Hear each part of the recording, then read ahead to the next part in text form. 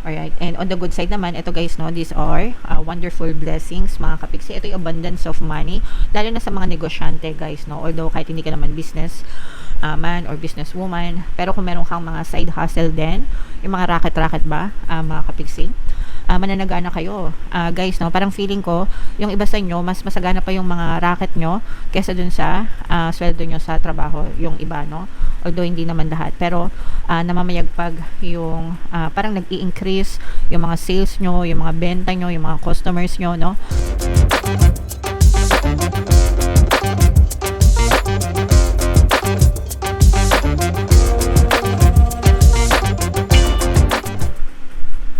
Hello guys, hello Aquarius, welcome back to Pinoy Pixie Tarot. Ang pamagat ng episode natin for tonight is sa loob ng 60 days. So ito isang panibagong serya, mga kapiksi, sisimula natin ngayong buwan.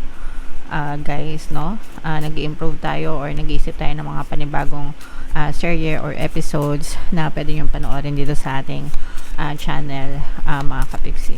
So unahin natin tong deck na to, guys. Tingnan natin yung mga mensahe sa inyo, mga kapiksi, or yung mga maaari nyong ma-experience, guys.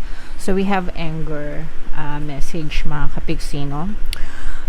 Syempre, pag sinabing anger, mga galit, resentment, frustration, maaari kayo maka-experience or ma-trigger, no? Maaari kayo ma-trigger ng mga negative situation or mga negative experiences na pwede nyo ikagalit, guys, ngayong sa loob ng 60 days, mga kapiksi. Pero you have to understand, you have to use its fire to transform, not to destroy. Minsan kasi pagkagalit tayo, guys, 'di ba? Anong una nating naiisip? Makagante, 'di ba? So that's destruction, that's destroy, no? Makabalik, makagante, alam niyo 'yun.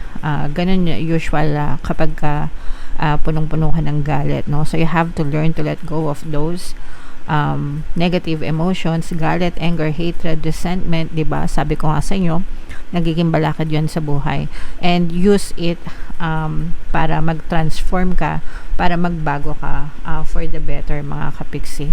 Kumbaga, tingnan mo rin, no, yung mga tinatapon sa iyo or yung mga binabato sa iyo, mga kapiksi, and kung meron kang matutunan doon, gamitin mo 'yon para maging better person ka, guys. Okay? So, yan yung first message para sa inyo, Aquarius. Another message naman, guys, we have grief, no? Ito naman, grief, di ba? Ito yung mga pagluluksa, mga kapiksi, sorrow, mourning, loss, no? So, maaari kayong maka-experience ng any situation na may kasamang pagluluksa ngayong sa loob ng 60 days, mga kapiksi. So, ganun talaga, guys. Minsan may mga bagay, may mga tao, may mga sitwasyon na nawawala sa ating buhay, mga kapiksi. And it's okay to grieve, guys, no? It's okay na umiyak, it's okay na masaktan. It's part, no? Bahagi yan ng buhay natin, mga kapiksi.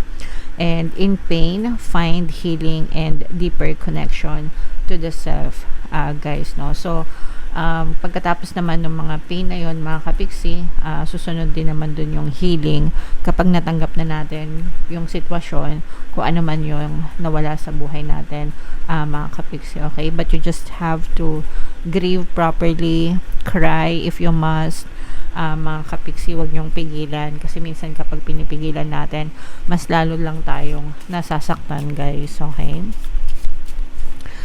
And another message para sa inyo, Aquarius, we have fear, mga kapiksi. So for some of you, maaari kayong maka-experience ng mga anxieties, mga stress, guys, mga phobia, ganyan, dahil sa mga takot. Pero I always tell you, guys, you have to face your fear. You have to actually eliminate your fear. It's a state of mind, mga kapiksi, no? And it doesn't exist unless i-allow mo, unless isipin mo. Fear is a state of mind. And yung favorite kong sinishare sa inyo when it comes to fear is yung sinasabi palagi, or yung sinabi ni Frank Herbert sa kanyang book, sa kanyang novel na Dune, mga kapiksi. I must not fear. Fear is the mind killer. It's a little death that brings obliteration. So in layman's term, mga kapiksi, yung mga takot natin, yun yung pumapatay sa mga pangarap natin sa buhay. So, alisin nyo na, eliminate your fears mga kapiksi. Face your darkness. It's the only way to find the guiding light, okay? Baligtarin nyo kung ano yung kinakatakutan nyo, guys, and have faith instead, no? Fear and faith, parehas sila na state of mind mga kapiksi. Fear is on the negative side, faith is on the positive side. So, baligtarin lang natin, gawin nating faith yung ating fear mga kapiksi. Alright? So, napakaganda ng messages. Napakaganda nitong oracle deck na to, guys. Napakaganda ng mga messages, no? So, tingnan natin kung ano yung mga paparating sa inyo.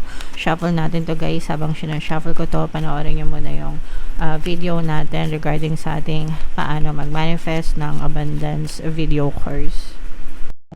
Kapiksi, sawa ka na ba sa mga struggles at hirap sa buhay mo? Masipag ka ba at masikap sa buhay ngunit hindi ka pa rin umaasenso? Ilang beses ka na bang nag-attempt mag-negosyo at mag-invest pero palagi ka pa rin nalulugi? Sa pagkakataon na ito ay maaaring may subconscious beliefs ka na nagiging balakid sa iyong pag-unlad at pagyaman. Introducing, paano mag-manifest ng abundance video course. Dito ay matututunan mong ma-overcome ang mga balakid mo para tuluyan ka ng umunlad, umasenso, sumagana, maging matagumpay, successful at maswerte sa iyong kabuhayan, pera, trabaho, negosyo, salapi at kaperahan ng bonggang-bongga. Dali, mag-send na ng email sa pinoypixie@gmail.com at simulan na ang iyong pagyaman ngayon. Alright, so sa lahat ng gusto mag-avail ng course, guys, naka-flash sa screen nyo. Una, meron tayong paano mag-manifest ng abundance video course. Meron din tayong paano mawala ang third party at magkaroon ng harmonious na relationship. And meron din tayong paano pabalikin si ex revised breakup. So, sa mga interesado, guys, mag-send lang kayo ng email sa pinoypixie@gmail.com. So, Aquarius, guys, kayo ay represent ng King of Swords sa ating spread. Latag natin yung spread nyo, mga kapiksi.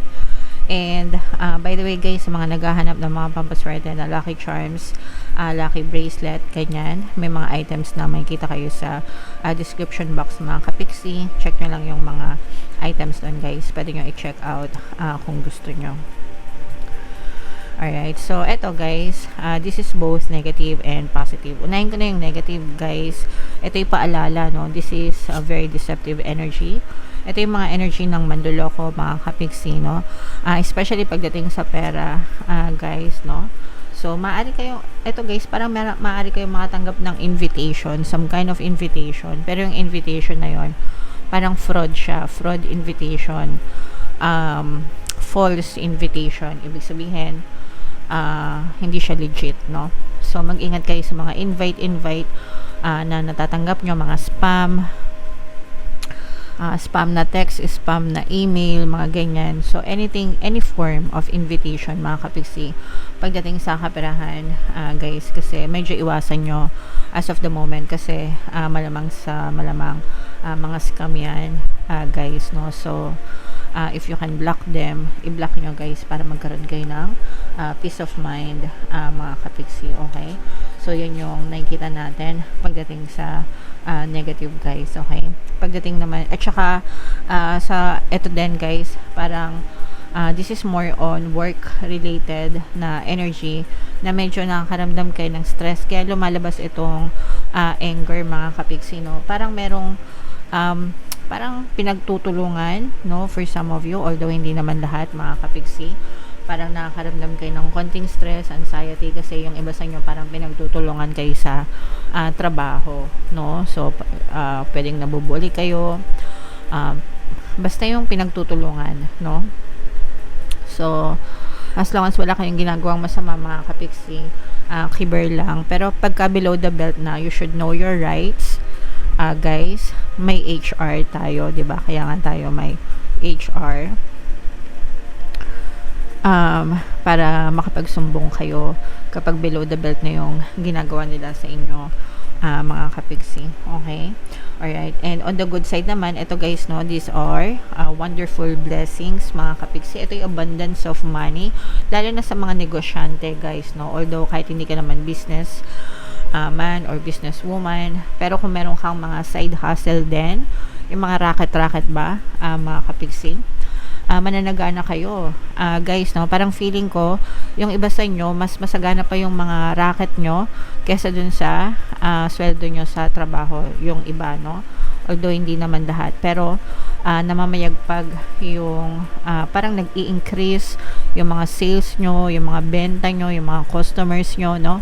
And kapag nag-increase yan mga kapiksi, kasabay niyan syempre nag-i-increase din yung inyong kaperahan, guys, no? So this is abundance of money, wealth, riches, and very much stable. Parang sa mga may negosyo, guys, no, parang na-establish nyo yung magandang brand, magandang name ng business nyo, mga kapiksi. So you're making a brand for yourself, guys. Okay?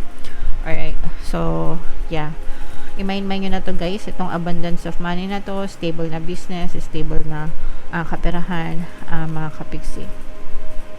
So, what else? Wow, guys, may mga mamamanifest kayo ng mga magagandang kontrata, mga malalaking offer, malalaking proyekto for some of you, especially, guys, kung kayo ay mga freelancer, mga sales agent, yung mga yung mga freelance ba, ganyan.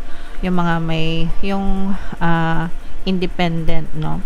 Mga independent contractor, independent contributor, ganyan. Freelance, ganyan. So, may mga malalaking, may mga ma-manifest yung dila ko kasi may mga ma-manifest kayo na malalaking kontrata, mga kapiksi, magpapasok ito ng malalaking pera sa inyo, guys, okay? And for some of you naman, this is healing, mga kapiksi, no? Especially if may experience nyo itong grief na state, guys, no? Kasi diba sabi ko sa inyo, yung iba sa inyo maaari kayong magluksa, mga kapiksi, dahil sa mga losses na maaari nyo ma-experience, pero hindi naman ito magtatagal because pumasok din yung energy ng healing. So magiging ma-okay din kayo, mga kapiksi. And kung meron kayong mga karamdaman sa sakit, ganyan, no?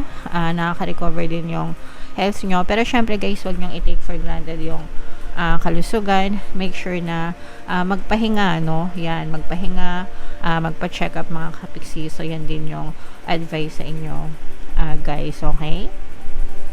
So ito, guys, i-mind mo na to, mga manifestation na to, itong mga malalaking kontrata, malalaking proyekto, itong mga stable na business, guys, abundance of money. Yan, so i-mind nyo na yan sa comment section, Aquarius. Bunod tayo ng additional na message for you, guys.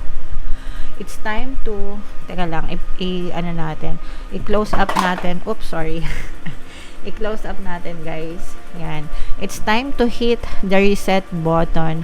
Clear out the old so that the room is available for the new to enter. Trust that better things are coming fast. Prepare to move to the next phase of your life. This is your rebirth. Welcome this beautiful brand new energy. You've got this, okay? So lahat tayo, guys, may mga times na gusto natin mag-reset button, mag-reset, no? Parang computer lang, cellphone, di ba? Pag naghahang, pag bumabagal, nire-reset natin, nire-reformat natin. So it's the same for us, guys, no? Sometimes medyo natatambakan na tayo ng negative energy. Kailangan natin mag-unwind, mag-relax, mag-reset. R&R by Lalaboy, check nyo yung kanta na yon, guys. R&R, no? So meron yan sa YouTube, Spotify, Apple Music, sa lahat ng streaming platform. Napakaganda ng lyrics nun, guys. Pakinggan nyo, marerelax kayo as in. Siyempre, nasingit ko na naman si Lalaboy, mga kabigsi. Alright. So, yeah. Comment down below, Aquarius, if feeling nyo nakaresonate kayo dyan sa mga messages. And yung magaganda dito, guys, huwag nyo kalimutan, i-mind nyo na sa comment section. For more tarot readings, ito yung playlist nyo. Ito naman yung ating success stories ng paano mag-manifest ng abundance video course. Thank you for liking, sharing, and subscribing, guys. See you next time. I love you all. Have a nice day. Bye-bye.